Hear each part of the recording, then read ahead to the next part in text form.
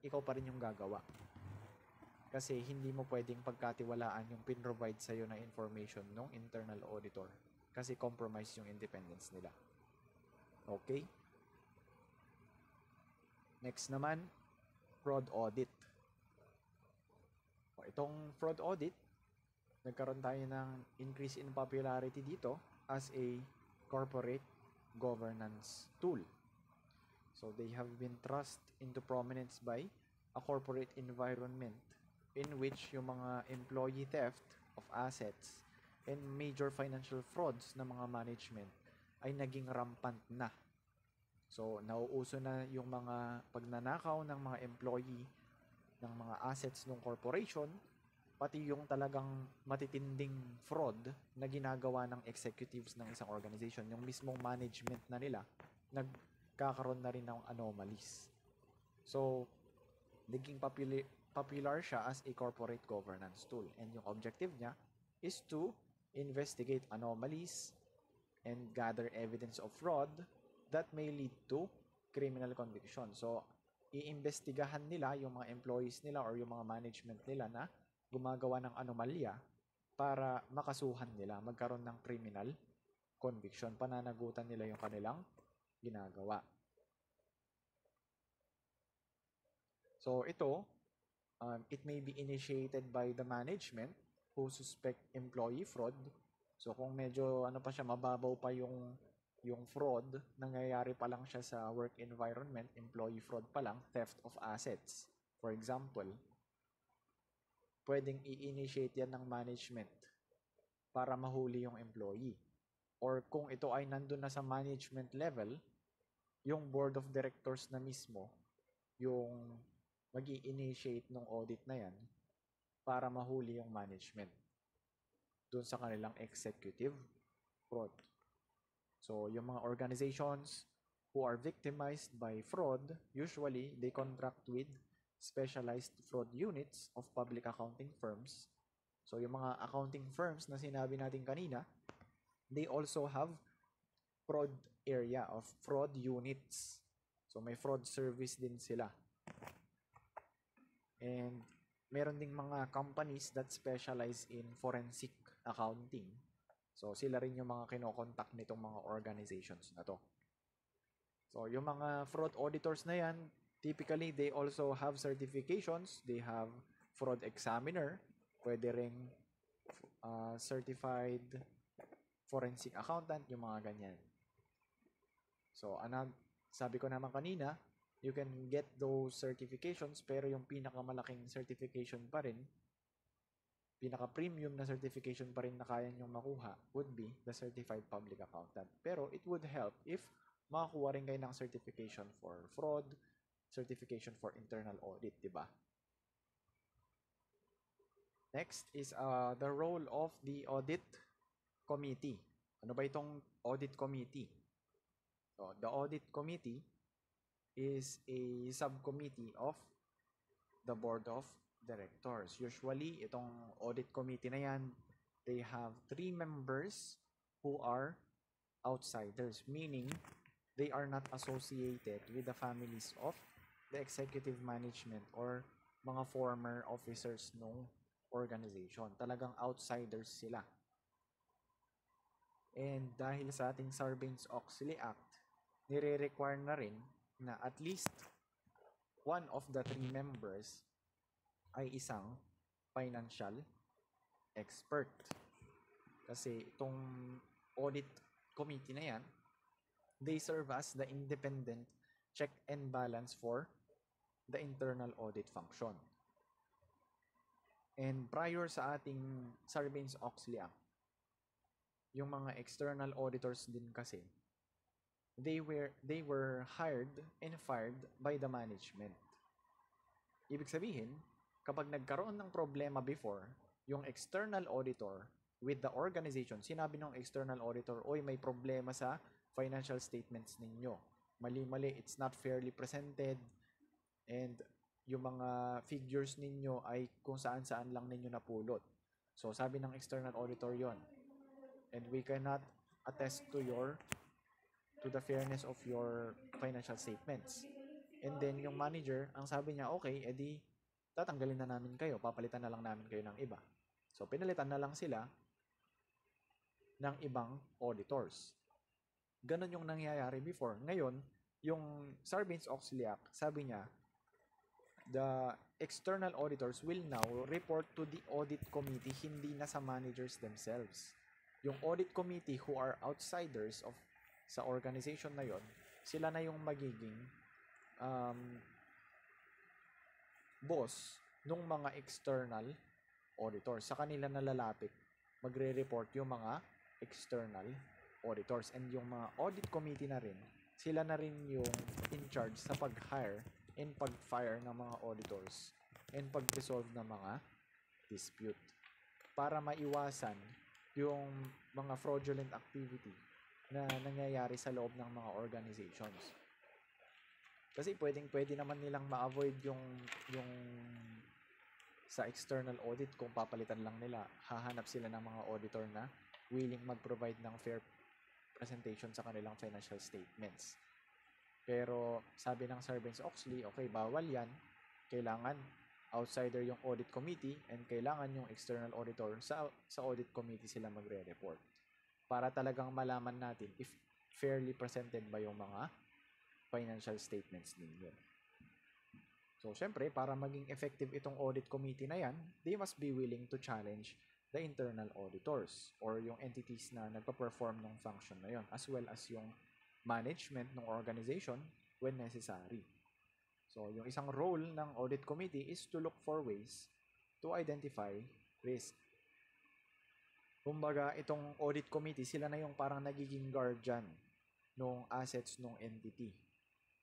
And yung mga corporate fraud, usually kapag may nangyayaring corporate fraud, meron siyang bearing dun sa audit committee. Merong failure na nangyayari dun sa audit committee. Pwedeng kulang sa independence dun sa audit committee. Yun parang hindi pala outsiders.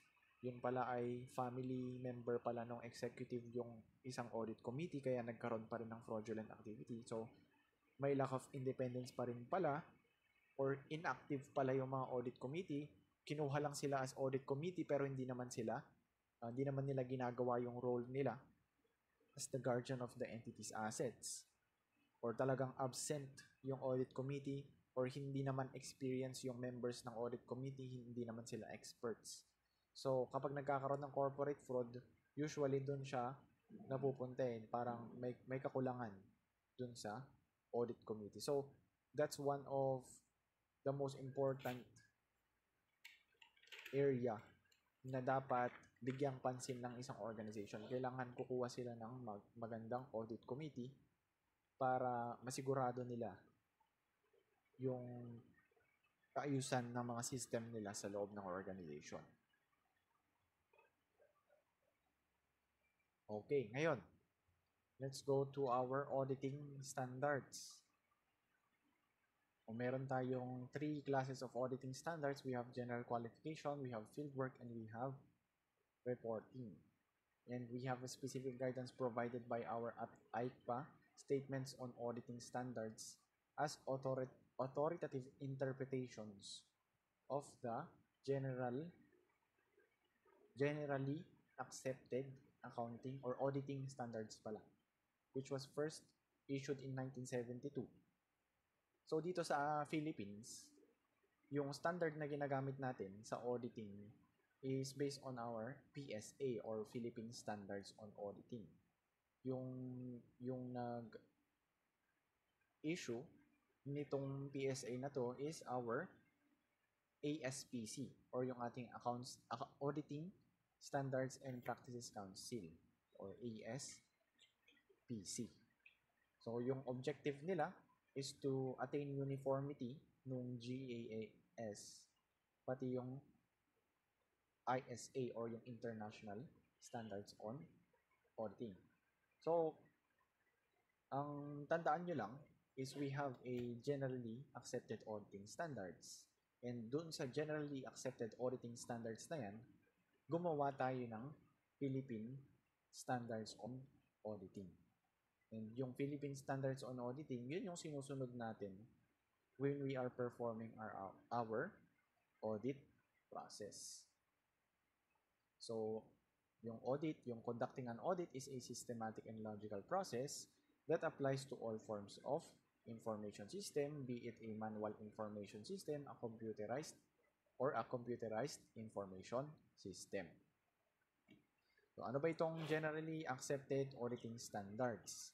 So, sabi natin, meron tayong general standards, we have standards of field work, and we also have reporting standards. So, sa ating unang general standard, the auditor must have the adequate technical training and proficiency.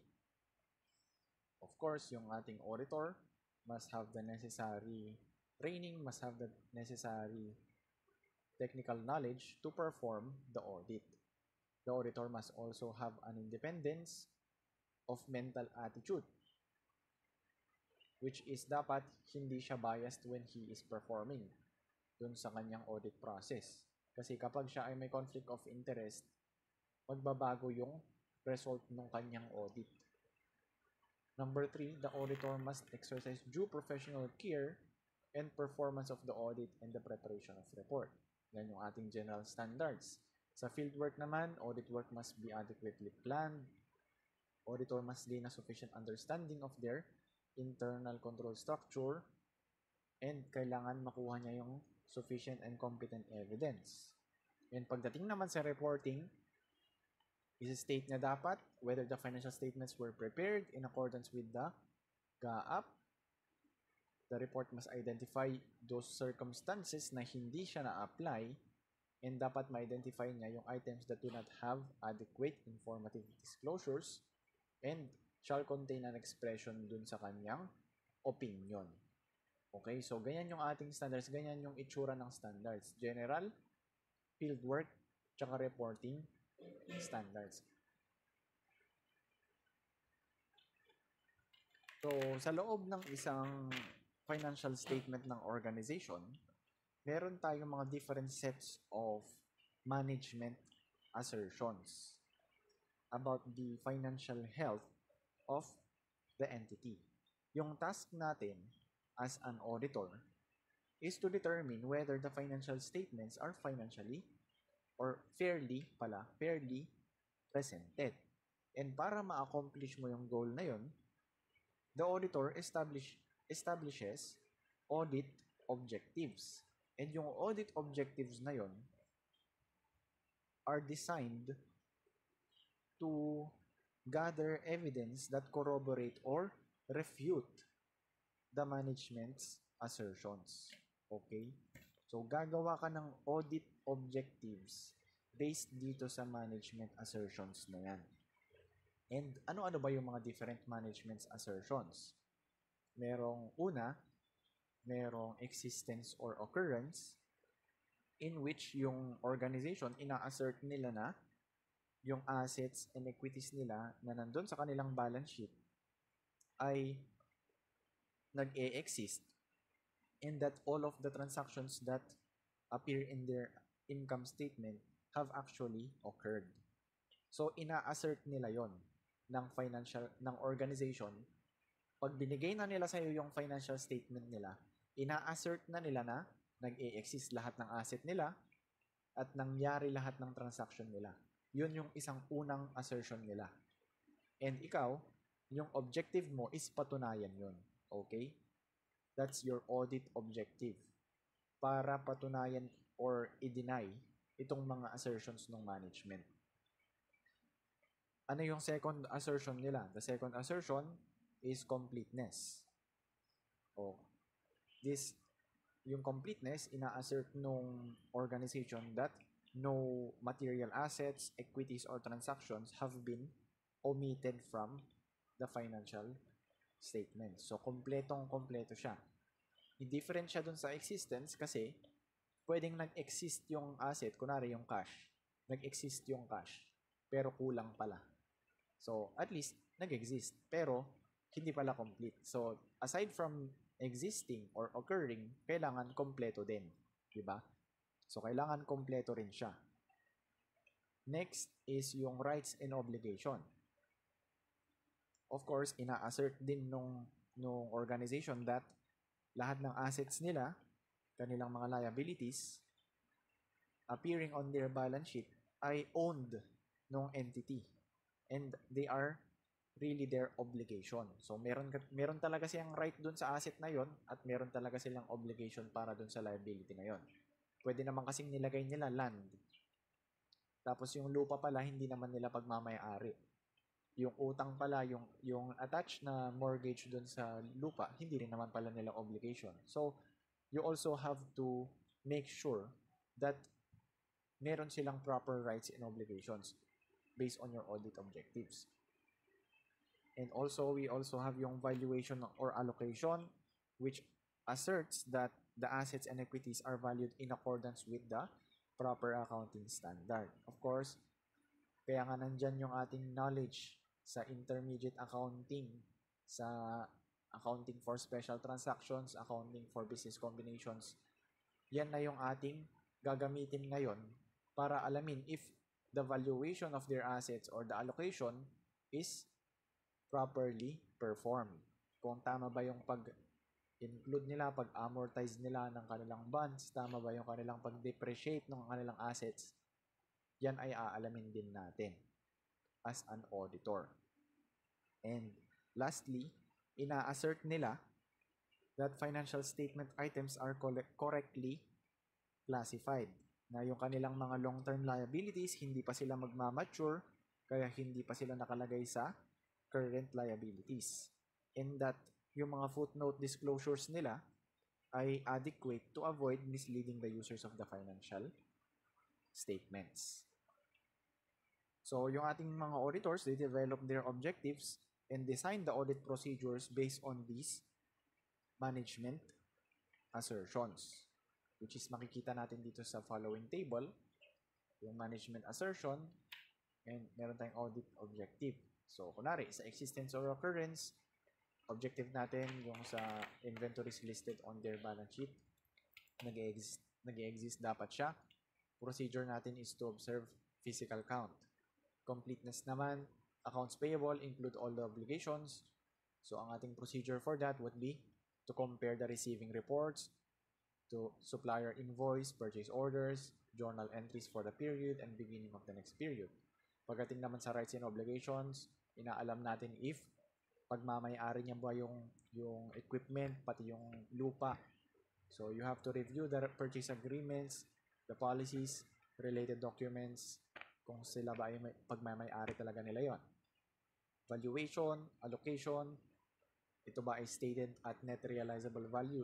Does it follow the accounting standards for accounts receivable?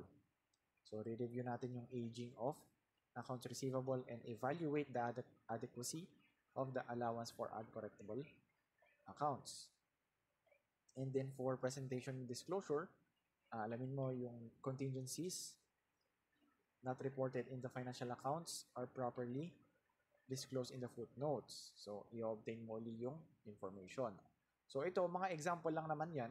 Hindi naman yan yung laging ginagawa. So, pagdating sa existence, syempre, this is just one example of an audit objective.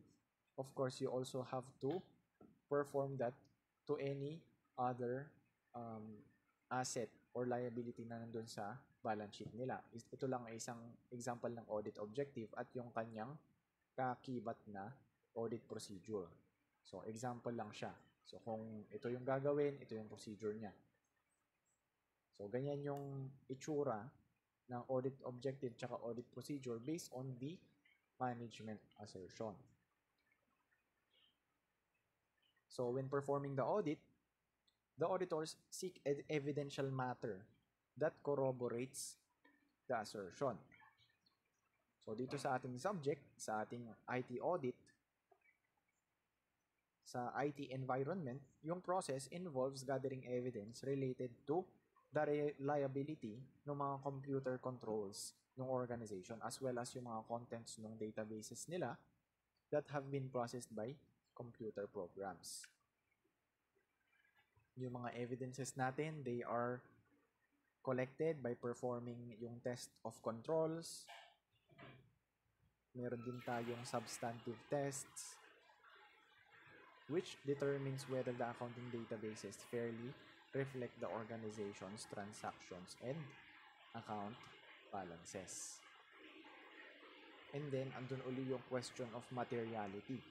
So that the auditor must determine whether the weaknesses in internal control and misstatements found in the transactions and account balances are material.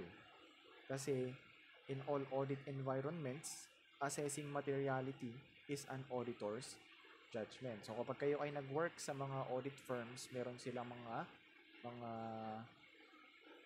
kanya-kanyang threshold pagdating sa materiality. Siyempre, depende rin naman yan sa organization, kung gaano kalaki yung organization.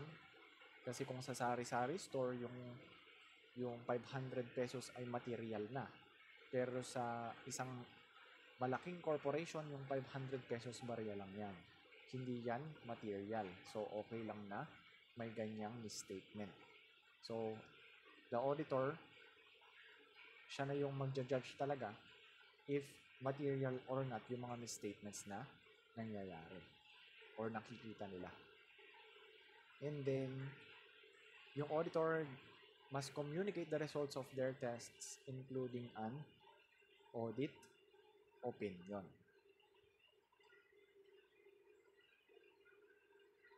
Now, when we talk about audit risk naman, we are talking about the probability that the auditor will render unqualified opinion or a clean opinion on the financial statements that are in fact materially misstated. Ibig sabihin, may possibility kasi na magkamali yung auditor.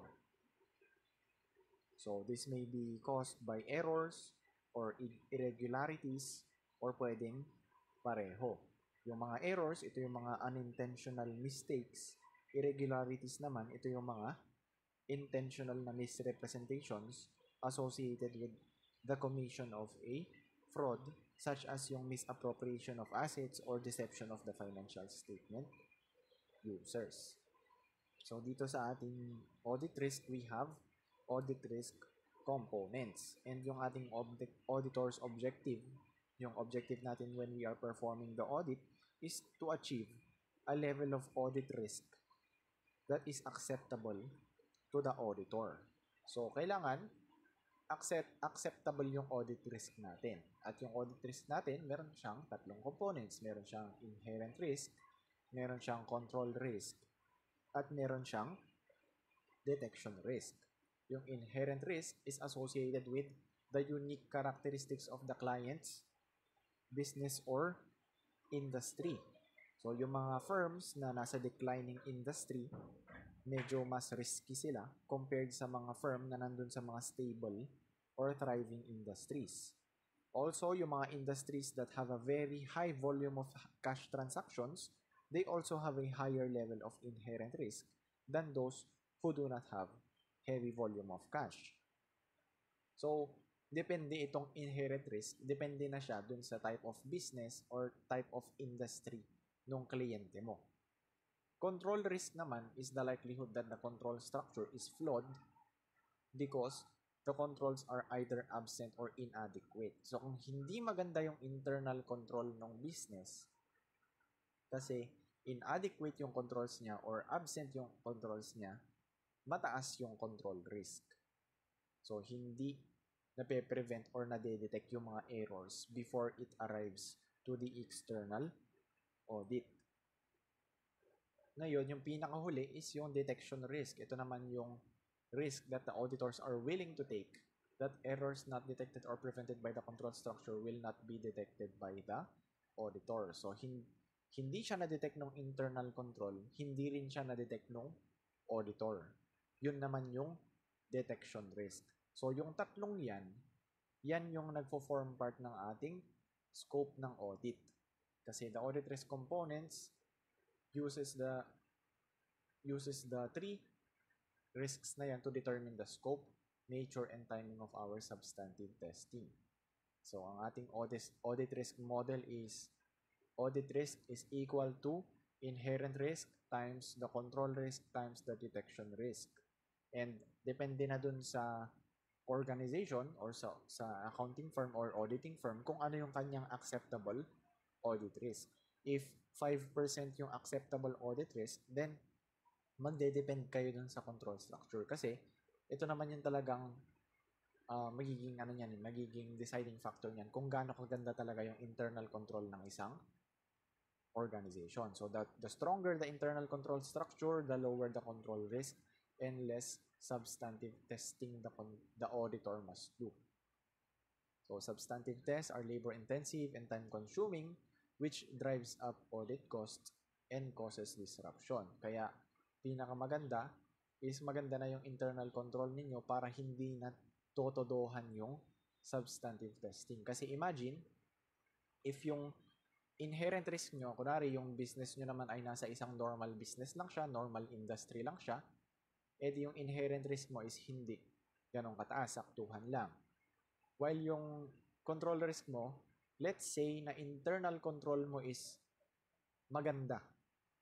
So, ibig sabihin, mababa lang din yung control risk, mababa lang din yung inherent risk. Ibig sabihin, para ma-reach mo tong 5%, pwede mong luwagan dito. Even if hindi matindi yung substantive test na gawin mo, even if umangat yung detection risk, marireach mo pa rin yung 5% kasi bawi ka dito sa dalawang to. So, ano sila?